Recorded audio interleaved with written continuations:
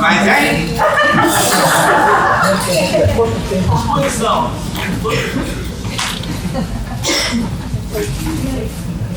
Mas aí. Você me pergunta também, você ficava quietinho. Eu tenho uma pergunta. Vocês já gravaram alguma coisa com trio, assim? Eu acho que se isso tivesse lançado, vocês tocaram hoje, assim, no álbum, seria um clássico. Assim, seria um álbum para as pessoas conhecerem. Viu? Eu disse vocês dois, né? Ainda dá bem, esse projeto surgiu de um convite do Marcos Assunção, que eu postei umas coisas na rede, né, nas redes, e gravando em casa e tal, e ele me convidou para gravar, e gravamos uma música, 2, 3, e aí eu propus para ele que isso virasse um álbum nosso, né? Ele tocou, para minha alegria, foi uma grande satisfação. E esse projeto surgiu assim como uma coisa especial na nossa carreira, né? Esperado que a Bahia fosse se encontrar com a no encontro de viola e percussão assim. E mais inusitado ainda agora foi esse encontro com o Kizomba, porque comecei a falar com o Marcos sobre as minhas influências, e da onde veio essa coisa das lungas, de alguns títulos que eu trouxe do álbum, que era o nosso mestre Kizomba. E quando eu mostrei o trabalho de Kizomba para ele se apaixonou, fiquei até meio com ciúme. Ele apaixonou demais, sabe? Olha, o Marco é muito generoso, bondade dele, né? Mas eu mandei as músicas, o intuito era de fazer uma participação no álbum, que eu tinha algumas músicas, por exemplo, essas músicas do bar, na viola, tem escrito, eu tenho 3 livros lançados, tem transcrições dessas obras. Eu jamais teria a ousadia de convidar ele para fazer tudo comigo. Eu sou lá do Mato Grosso do Sul, batalho com a música instrumental lá, tenho esse trabalho com a viola caipira, onde eu também toco jazz, então assim. E o Marco, quando ele me convidou, e até hoje eu ainda, né, quando eu subo no palco, tem uma força, assim, uma energia muito grande, né, um grande artista, eu era fã. E é complicado trabalhar isso um pouco no psicológico, mas eu já tinha uma admiração muito grande e fui honrado, para mim, como se fosse um break. E agora vem o Kizomba, aí piorou. O psicológico não mesmo. Eu tenho uma pergunta. Primeiro eu quero agradecer, né? Eu me chamo Marisa, estou muito contente de estar aqui. Eu sou fã do Kizomba.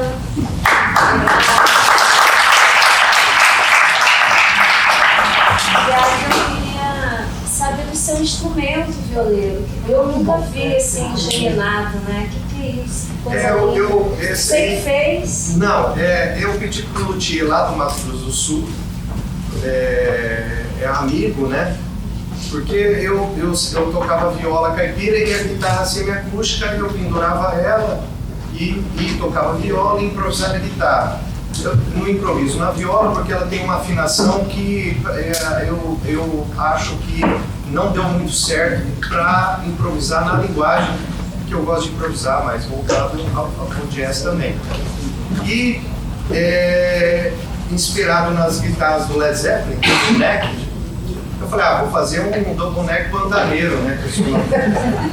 Aí como eu amo muito a música brasileira, eu falei, vamos fazer um violão 7 cordas, porque aí fica mais versátil, mais prático para viajar, para tocar. E tô ali, se eu precisar improvisar, precisar fazer outra coisa ali no violão, a gente tá... Você deu nome para ela? Tem a minha assinatura ali, né? Porque realmente... mas foi algo assim, pela necessidade mesmo, ficou prático, não preciso levar a semiacústica. E também eu no trabalho eu não toco só a viola caipira, né? Então sempre tem um improviso, tem uma coisa ali no violão. Mas não tem nome não, é double neck mesmo, duplo. Quem inventou foi acho que na década de 30, né? Mas o Led Zeppelin que tornou esse instrumento, a guitarra de 2 braços, famoso no Jim Page. Jim Page, o Jim Page, né? E ele utilizava justamente na guitarra, tinha pares de corda, né? A primeira guitarra que nem a viola. A viola tem os pares, né? São 5 pares. E essa guitarra do Jim Page, a primeira também, tocou aquela música muito conhecida, né? Não lembro o nome agora. E esse você entrava no elevador, assim, mas é isso. Não tem nome, não. Maravilhosa. Zumba, fala um pouquinho da gunga pra gente. Ah. A história da gunga, por favor. Então, a gunga é um instrumento bem mineiro dos congadeiros, né? Do pessoal do reinado. Reinado é uma manifestação dos pretos e não pretos da nossa Minas Gerais, que são devotos do Rosário, de Nossa Senhora do Rosário, São Benedito, Santa Brígida, Nossa Senhora das Mercês, São Jorge, alguns santos marginais que a gente é devoto. Então, a gente, com essas manifestações todas nós de matriz africana, a gente reza dançando, né? E o congadeiro mais ainda, porque quando a gente começa a tocar o tambor para Nossa Senhora, você dança, que é bem diferente do candomblé, que o candomblé dá na sua paradinha. O congado não, o congado você dança o tempo todo. E a gunga é um instrumento muito interessante, que ele é meio que um símbolo de prisão, um alarme se colocaria nas pessoas. Mas a gente transformou, quando eu falo a gente, meus ancestrais, né? Transformou isso num instrumento musical, onde a gente tocando, pisando o chão, levantando poeira, a gente reza de uma forma mais profunda, pensando exatamente na força que vem do chão, da força que vem da terra, né? Teve uma música que eu fiz. Aí no tempo do cativeiro, quando o vento vinha me bater, eu batia com a força do pé, minha gunga no chão. Aí a poeira subia, aí o feitor não me via, porque eu virava pó. Então é uma coisa mais ligada mesmo a esses congadeiros. Se você for pesquisar aí, talvez você pode achar algum desses, deixa eu ver esses camaradas que escrevem sobre essas culturas populares. Não, esses camaradas que escrevem sobre cultura popular, eu não,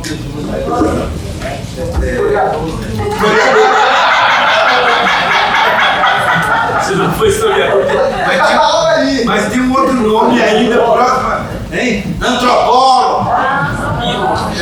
Antropólogos, eles só escrevem com o olhar deles, né? E normalmente com o olhar de branco. Escreve tudo errado. Escreve tudo errado. Aí depois a gente ainda tem que ficar consertando. Tem vezes que sacaneia a gente demais. Porque a gente tem que ficar consertando tudo que eles falaram numa outra ocasião errada. Então, por exemplo, você vai encontrar, você entrar no livro e jogar congado, você pode não achar, mas se você jogar congado, você acha que já está sabendo o que é. Mas lá na Minas Gerais nós chamamos tudo de congado ou festa de reinado. São 7 linhas, são 7 grupos diferentes que rezam pela Língua Santa, que vestem roupas com cores diferentes, e muitas dessas cores são as cores do rosário também, que é rosa, branco e azul, que é a cor da Santinha, né? Então é isso, a gente tem essa ligação com a gunga. Os pretos moçambiqueiros são dentro dessas 7 linhas que eu te falei, são só os moçambiqueiros que usam gunga. O resto aí você tem o combo que usa bastão, o vilão usa bastão, bastão na mão, né? Tem vários, então existe essa diferença. Aí você procurando, vocês vão ver lá que começa com o cantor, fazendo Moçambique, e vem combo, vilão, caboclo, marujo e por aí vai. Aí já posso. Não, isso é na Minas Gerais inteira. Isso é da Minas Gerais inteira. Na região metropolitana a gente tem aproximadamente uns 80 grupos. Na região metropolitana. No estado inteiro a gente chega em quase 4 mil grupos de congados. É uma coisa que tá lá, colado do outro lado da montanha, e a coisa tá lá, e a festa começou agora, depois da quaresma, e ela vai o ano inteiro. Porque tem a festa dele, tem a minha festa dele. Cada grupo tem uma média de 50 a 100 pessoas. Então tem 100 pessoas minhas que vai. Aí eu convidei eles para ir na festa, convido. Aí chega lá na festa, dependendo se for um grupo bom mesmo, se for bastante pessoas, eu vou ter lá no mínimo 2.000 pessoas para comer, beber, dançar o dia inteiro ali e tal. Só que, vamos supor que vai lá uns 50 pessoas na sua festa. Ou na minha festa. Aí depois eu tenho que ir na sua festa também para você ver, né? Então tem essa coisa de. Eles falam aqui, vocês chamam até de pagar o ofício, que o outro foi na sua festa. Então o negócio é complexo também, não é uma coisa fácil de fazer. Na rua, é tudo na rua. Começa no terreiro das casas, todas as casas têm uma capelinha com esses santos. Que a gente, eles são do agora, toda casa tem uma capelinha, toda casa. E a festa normalmente ela começa 15 dias antes. Você levanta a bandeira de aviso, falando que vai começar, no dia que antecede, no sábado que antecede. Porque normalmente a festa grande mesmo é sempre no domingo, porque está todo mundo de folga, né? Então é sempre no domingo. E aí levanta essa bandeira de aviso 15 dias antes, um dia antes de terminar a festa, levanta-se todas as outras bandeiras e começa no domingo de manhã, 5 horas da manhã com a alvorada, e aí a festa começa às 5 horas da manhã, aí vai chegando as outras guardas visitantes, toma café, almoça, toca, canta, dança, reza, e depois vai embora. Isso é o dia inteiro.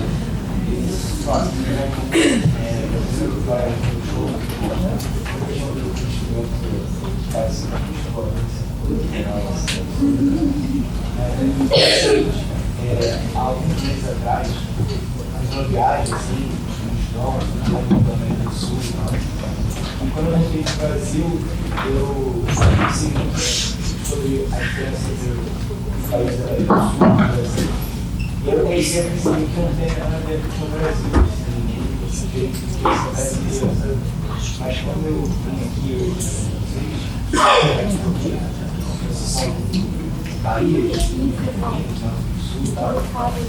apesar de ser lugares muito diferentes, eu sinto que na música de vocês tinha uma coisa que fazia esse sentimento em casa, assim, sabe? Eu não sei o que é, sabe? Mas eu queria saber o que vocês acham, assim, como é que o ser brasileiro, já é que os desejos influenciando isso.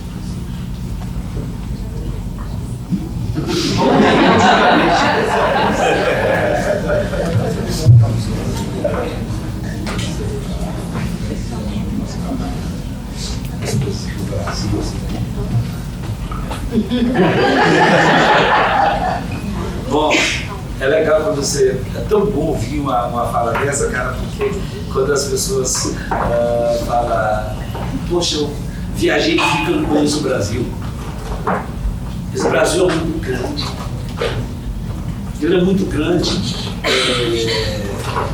A mesma coisa que eu falo para o Brasil, eu falo para a África. A África é muito grande, que todo mundo acha que a África é uma coisa pequena.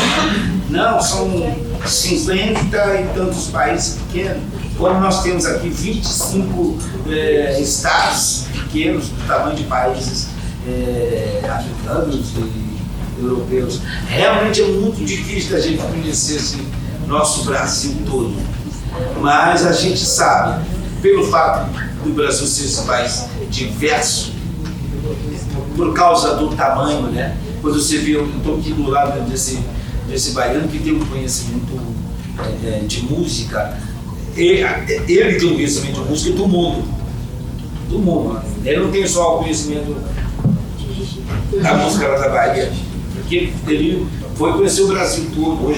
Hoje se ele toca bumba, porque foi lá na Minas Gerais conhecer a gente, conhecer a nossa história, se ele toca aquele instrumentinho dele ali de disco voador ali, acho que ele foi atrás de alguém que fazia essa história. Então eu vou lá para o Mato Grosso do Sul, de escola, conheço um camarada que toca jazz na viola caipira.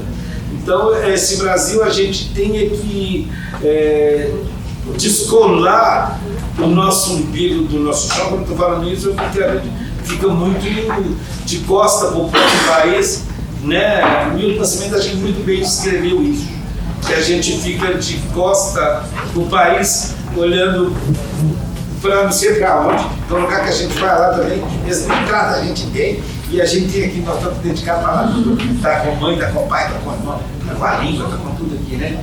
Então acho que eu penso que cabe a gente mesmo ir conhecer todo esse nosso Brasilzão. Se entrar lá em Minas Gerais, entrar por lá de Jequitinhonha e ir direto, é perigoso você não voltar mais, porque é muita coisa que tem dentro daquele quadro, você vai e continua. Se você continuar ali, você vai chegar na Bahia. Se você chegar na Bahia, chegar na Bahia, você está andando, né? Você não para mais. Quando você soltar, você já está dentro de Fernando de Noronha olhando para a água. Né? Você está de cara para o Senegal, só que está lá atrás do mar. Então é isso, né? Você sai do sul de Minas, você sai do sul do Brasil, que agora nós também vivendo esse problema danado lá, que a gente não pode deixar de lembrar, dessa água, pensando essa água, né? Você sai dali, o pessoal tem toda uma linguagem, né? Você vai para Curitiba lá, tem uma formação de poloneses, de italianos, de franceses, que formam aquela história lá. Então acho que é isso, a gente tem que buscar mesmo e conhecer lá no Mato Grosso do Sul, para ver como é que as coisas. A gente tem que sair. E às vezes é necessário fugir do beira-mar.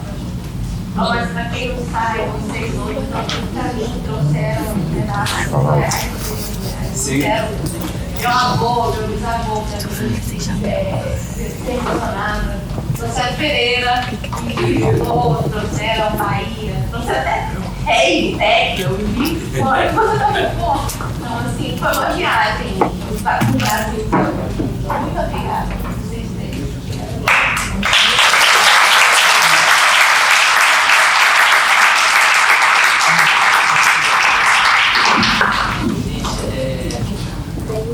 Eu acho que a gente se propôs a fazer hoje, e fica muito feliz com o retorno desse seu, trazer um pouco do nosso afeto para vocês, entendeu? Isso é uma coisa que está se perdendo muito.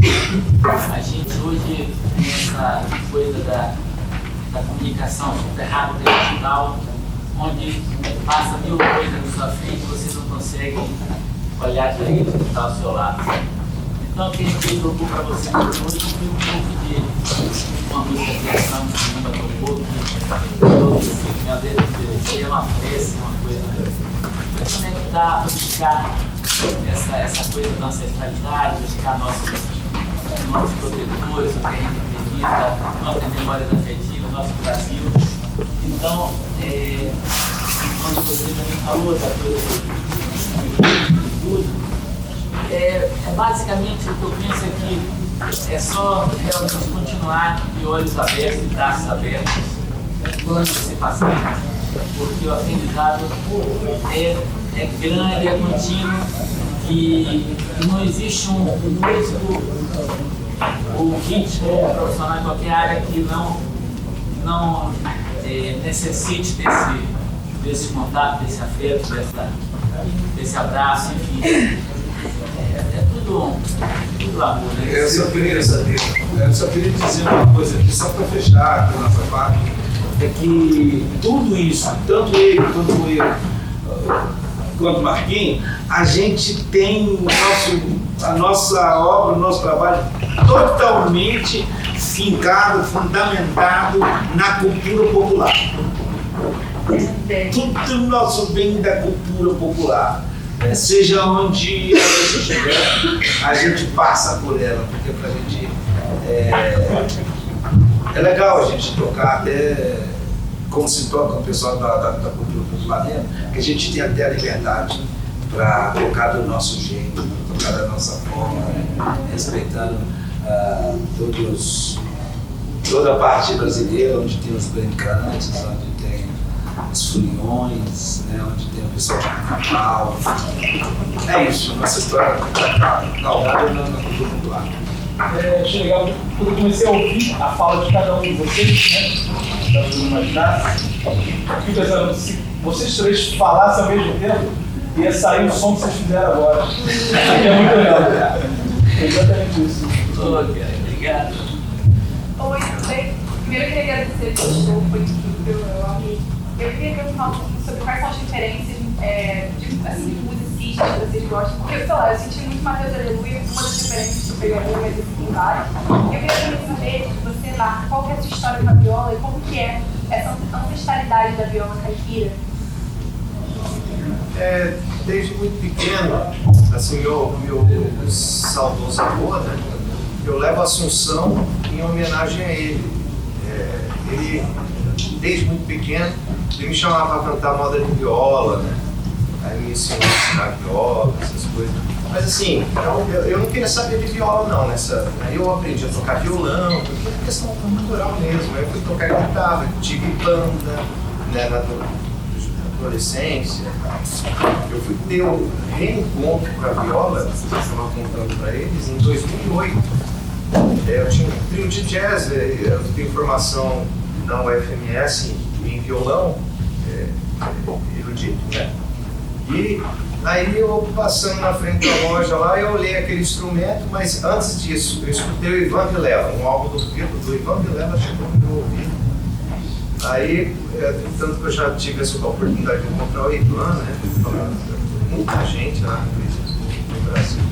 E eu sou da terra do Almir Sater, né? Então eu não tinha escutado o Almir, mas assim, não havia ainda despertado interesse. Eu entrei na loja, peguei o instrumento, peguei que afinação que é. Eu falei, vixe, não sabia nem fazer os acordes. Eu falei, vou levar. Aí fiquei tocando, brincando e tal. Em 2008 mesmo, eu acabei compondo 2 músicas e abri um edital do projeto Pixinguinha, pela Funarte, né? E que contemplava 2 artistas por estado.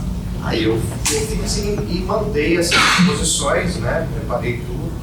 E fui contemplado no Pixinguinha junto com o Gabriel Sater. Então, assim, eu não tinha nem gravado o álbum ainda. Foi o primeiro álbum e eu fiz um circuito.